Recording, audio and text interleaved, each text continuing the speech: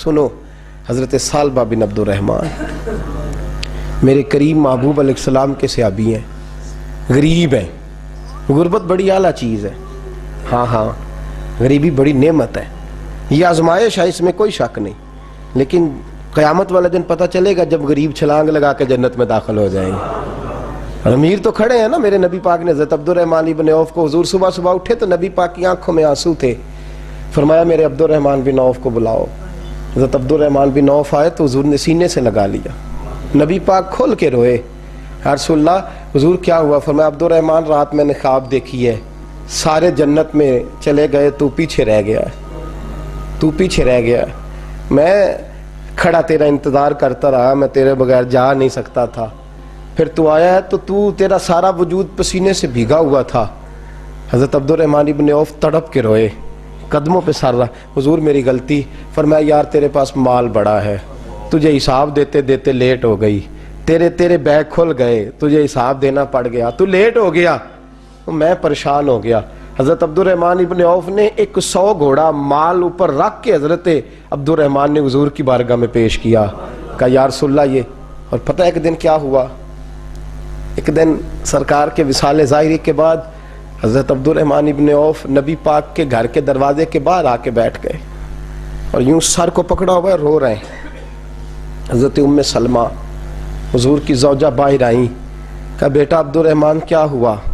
جب پوچھا کیا ہوا تو اور کھول کے روئے. کہا کیوں روتا ہے؟ کہا اماں جی جب تک میرے محبوب حیات ظاہری میں تھے مجھے بتاتے تھے یہ مال نہ کما، یہ کم. میں حضور سے بات کرتا تھا تو حضور روک دیتے تھے. اب مجھے ظاہراً بتانے والا کوئی نہیں، مال کے ڈھیر لگ گئے ہیں. آج حساب کرنے بیٹھا ہوں تو حساب نہیں ہو رہا. سوچتا ہوں اگر میں پھنس گیا تو مجھے کون اس سے بچائے گا؟ آپ محبوب کی زوجہ ہیں، میری ماں ہے، میں آپ کے پاس آیا ہوں. اماں جی مجھے بتائیں میں کیا کروں؟ تو حضرت ام سلمہ بھی رو پڑی، کہنے لگے محبوب تھے، میں کہاں ان کی ترجمانی کر سکتی ہوں، میں نبی پاک کی ترجمانی کیسے کروں؟ کہ اماں جی خدا واسطے مجھے کوئی حکم دے دیں، مجھے لگتا ہے عبد الرحمن برباد ہو جائے گا، ہلاک ہو جائے گا، خدا را مجھے کچھ بتا دیں، اتنا سارا مال ہے میں کہاں اس کا حساب دوں گا، مہربانی فرمائیں، یہ تجارتیں میرے گلے پڑ رہی ہیں. حضرت ام سلمہ کی جب منت کی تو فرمانے لگی جا بیٹے آدھا خیرات کر دے. کتنا؟ 2.5% نہیں، کتنے فیصد ہے؟ 50%، 50%. حضرت عبد الرحمن ابن عوف گئے اور 50% خیرات کر کے کہنے لگے اماں میں نے 50% دے دیے، میں بچ جاؤں گا نا، میں بچ جاؤں گا، میں دے آیا ہوں آدھا. تو حضرت ام سلمہ فرمانے لگی میں نبی پاک کی بارگاہ میں سفارش کروں گی تیری، اور نبی پاک اللہ کی بارگاہ میں سفارش کرے صلی اللہ علیہ وسلم. حضرت سالبہ بن عبد الرحمن حضور دعا کر دیں، غریبی ہے. میرے نبی پاک نے فرمایا تجھی اس حال میں ہے بہتر ہے.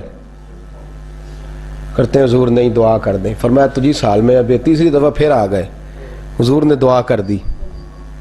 4 بکریاں تھیں، چند مہینے گزرے، کچھ تجارت شروع کی، چھوٹے موٹا لین دین شروع کیا تو 40 ہو گئیں. کچھ وقت اور گزرا تو ریوڑ بن گیا، پھر گائیں بھی آ گئیں، پھر اونٹ بھی آ گئے، پھر لائنیں لگ گئی. پھر ہر وقت حضور کے قریب بیٹھنے کو دل کرتا تھا. اب لین دین کے معاملات تھے، اب ذرا طبیعت تھوڑی پیچھے ہٹنے لگی، تھوڑا دل پیچھے ہٹنے لگا. پہلے 5 نمازیں مسجد میں، پھر زور اثر کی چھٹی، میری طرف دیکھو اور دیکھو میں کیا عرض کر رہا ہوں. پھر زور اثر گئی، پھر کچھ وقت گزرا تو مغرب بھی گئی، پھر اتنی بڑی حویلی کوئی نہیں. پھر باہر جا کے مدینے سے ڈیرا لگا لیا، جمعے کے جمعے آتے. زکوٰۃ کا حکم آ گیا 2 ہجری میں. حضرت ابو ہریرہ رضی اللہ تعالیٰ عنہ امیر زکوٰۃ مقرر ہوئے. 5 اونٹوں پر 1 بکری، یہ زکوٰۃ ٹھہری.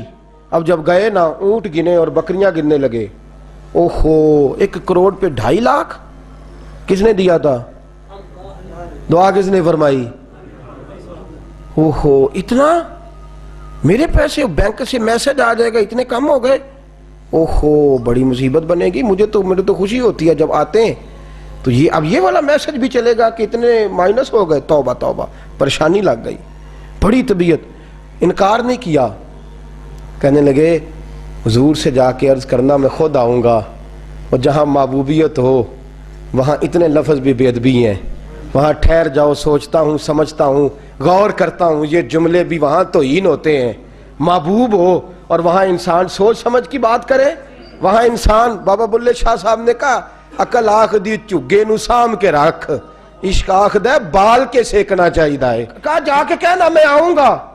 سب کی زکوٰۃ لے آئے، در رسول پہ آئے. حضور نے فرمایا پہلے سالبہ کی بات بتاؤ. پتہ تھا نا پہلے سال.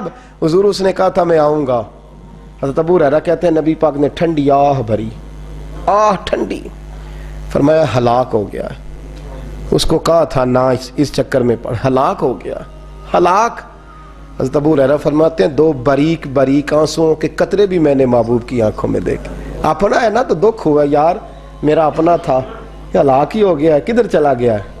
ان کو بھی بعد میں خیال آیا او ہو میں تو غریب تھا، یہ آیا کدھر سے تھا، میں تو غلامی رسول میں آتا گیا تو رب میری عزتیں بڑھاتا گیا، یہ میں کس چکر میں پڑ گیا. آئے لائنیں بکریوں کی لائے، حاضر کی. حضور وہ میں نے کہا تھا حضرت ابو ہریرہ سے میں خود آؤں گا. حضور میں خود لایا ہوں. فرمایا محبوب نے مجھے تو نہ بتا، میں تو سمجھتا ہوں، میں نے کہا تھا تو میں آ گیا ہوں. فرمایا چل اٹھا، دوڑ جا، لے جا. حضرت ابو ہریرہ فرماتے ہیں انکار محبوب نے سالبہ کو کیا لیکن آنسو ابو بکر صدیق کے بھی نکل گئے. فرماتے ہیں درد عثمان غنی کو بھی ہونے لگا، تڑپ مولا علی بھی گئے. فرمایا جا لے جا، نہیں چاہیے تیرے پیسے. فرماتے ہیں سالبہ نے ہاتھ باندھے، کہا محبوبہ غلطی ہو گئی. حضور مجھے، فرمایا تجھے کہا نا تیرے نہیں چاہیے، نکل جا. حضرت ابو ہریرہ فرماتے ہیں جب نبی پاک نے رخ پھیرا تو صحابہ کی زبانوں پہ بھی جاری ہو گیا یہ تو ہلاک ہو گیا. کہتے ہیں مدینے میں قحط پڑ گیا. محبوب نے فرمایا بلال تو بھی آج لا. ایک خشک چھوارا حضرت بلال کا قبول ہو گیا. لیکن سالبہ لائنیں لگیں یا مال کی. فرمایا جا لے جا، تیرا قبول نہیں ہے. فرماتے ہیں تڑپتے رہے ساری زندگی اور مال کو دیکھ دیکھ کے آہیں بھرتے رہے لیکن کریم نے اس تجارت کو قبول. حضرت ابو بکر صدیق کے پاس آئے، سرکار کے وصال حضور قبول فرما لیں. فرمایا ساری دنیا کا قبول ہے، جس کا میرے نبی نے قبول نہیں فرمایا میں کیسے قبول کر لوں. حضرت عمر فاروق کے پاس آئے، فرمایا نہ تیرا قبول نہیں. حضرت عثمان کے زمانے میں وصال ہو گیا. عزیز یاد رکھ تجارت وہ والی کر جو تجھے نجات دے، اس چکر میں نہ پڑ جا جو تجھے الجھا دے. قرآن مجید کی آیت آئی اقترب للناس حسابہم وہم فی غفلۃ معرضون. لوگوں کا حساب قریب آ گیا ہے اور وہ ابھی بھی غفلت میں پڑے ہیں، ابھی بھی 2 کے 4 اور 4 کے 10 کر رہے ہیں. حساب کا وقت قریب آ گیا. حضرت انس آئے مسجد سے، ایک صحابی مکان بنا رہے تھے، جھونپڑی تعمیر کر رہے تھے. حضرت انس کو پریشان دیکھا، کہنے لگے انس خیر تو ہے، کوئی نئی آیت تو نہیں آئی؟ تو جناب انس کہنے لگے آیت تو آ گئی ہے، رب نے کہہ دیا ہے کہ حساب قریب آ گیا، تیاری کر لو. جھونپڑی بنا رہے ہیں، محل نہیں، جھونپڑی بنا رہے تھے. ابھی دیوار کچی مکمل نہیں ہوئی تھی، ہاتھ جھاڑ دیے صحابی نے. ادھر رخ پھیرا تو حضرت انس کہنے لگے کہاں جا رہے ہو؟ کہنے لگے بھئی میں حساب نہیں دے سکتا، میں مصطفیٰ کے پاس جا رہا ہوں، میں نے نہیں دیوار بنانی، بس بھئی میری اس دوڑ سے بس میں کوئی نہیں حساب دے سکتا، میں کمزور ہوں. میرے رسول کائنات صلی اللہ تعالی علیہ وسلم نے میرے دوستو تجارت کرو لیکن اس کو عبادت سمجھ کے کرو. اگر تمہیں چوک وہاں دکان پہ بیٹھے خدا بھول جاتا ہے اور سودا کرتے وقت رب رسول کی باتیں تمہیں بھول جاتی ہیں تو پھر تو تم وانتم موردون میں ہو، پھر تو تم غافل ہو. اور اگر وہاں بھی تمہیں رب یاد رہتا ہے، میرے رسول کریم صلی اللہ علیہ وسلم نے فرمایا بنی اسرائیل کا تاجر انتقال کر گیا، آج ہماری تجارتوں کا حال. مجھے بتائیں 1 کروڑ کی راس ہے ایک بندے کے پاس، کاروبار ہوتا ہے کہ اس سے کہ نہیں ہو سکتا؟ آپ سیانے تاجر ہے، میں تو نہیں، مجھے بتائیں کروڑ سے ہوتا ہے کہ نہیں؟ تو وہ جو 1 کروڑ اس نے لون لے لیا ہے اور بینک سے، وہ کس لیے لیا ہے بتائیں؟ کیا تماشا لگا ہوا ہے؟ کس چکر میں پڑے ہوئے ہیں؟ سود کا دھندا عروج پہ ہے، ناجائز مال عروج پہ ہے. ہم لوگوں نے ہر آدمی، میں بینک کے ساتھ کاروبار تروڑ مروڑ کے جی میں وہ فتویٰ دیکھا تھا وہ چیز، بھائی بجا جب 1 کروڑ روپے کا تیرے پاس راس تھی تو اس سے کاروبار کر رہا تھا، مانا کیا تھا، ضرورت کیا تھی، حاجت کیا تھی، کون سی بھوک تھی جو تو نے رب رسول کی ریٹ کو ہی چیلنج کر دیا ہے؟ تو سود جیسی لعنت میں گرفتار ہو گیا. میرے نبی کریم صلی اللہ علیہ وسلم نے فرمایا 70 مرتبہ ماں سے زنا کرنے والا برا نہیں، اتنا برا نہیں جتنا 1 لقمہ سود کا لینے والا برا ہے. اتنا سخت حکم قرآن نے بیان، اور قرآن مجید نے کہا اگر سود نہیں چھوڑنا فَأْذَنُوا بِحَرْبٍ مِّنَ اللَّهِ وَرَسُولِهِ، تیاری کر لو، پھر اللہ بھی تم سے جنگ کرے گا، اس کا نبی بھی تم سے جنگ کرے گا، تگڑے ہو جاؤ، تیاری کر لو۔ اور یہاں سب کچھ چل رہا ہے، سب کچھ ہو رہا ہے، اس کے باوجود نماز بھی ہو رہی ہے، حج بھی ہو رہا ہے، سارے کام ہو رہے ہیں، 2 4 5 بھینسیں لا کے اور جناب بچے لا کے قربانیاں بھی ہو رہی ہیں، سارے چکر ساتھ ساتھ چلائے ہوئے ہیں، 6 ماہ دارت۔ میرے رسول کریم صلی اللہ علیہ وسلم نے فرمایا لوگو یاد رکھو، تجارت وہ والی کرو جس میں اللہ تم سے راضی ہو جائے۔ مال کمانا برا نہیں، جائز پیسہ برا نہیں، جتنا مرضی چاہے کماؤ، لیکن تم تو اللہ کو بھول گئے ہو، تم نے تو حلال حرام کی تمیز ہی نہیں کی، تم نے تو راہ خدا میں خرچ کرنے کی باری آئی ہے تو بخل سے کام لیا ہے، کنجوسی سے کام لیا ہے، تم نے تو اس کو بڑا ہلکا جانا ہے، رب کو دینے کی باری آئی تو تم حساب کرنے لگ گئے۔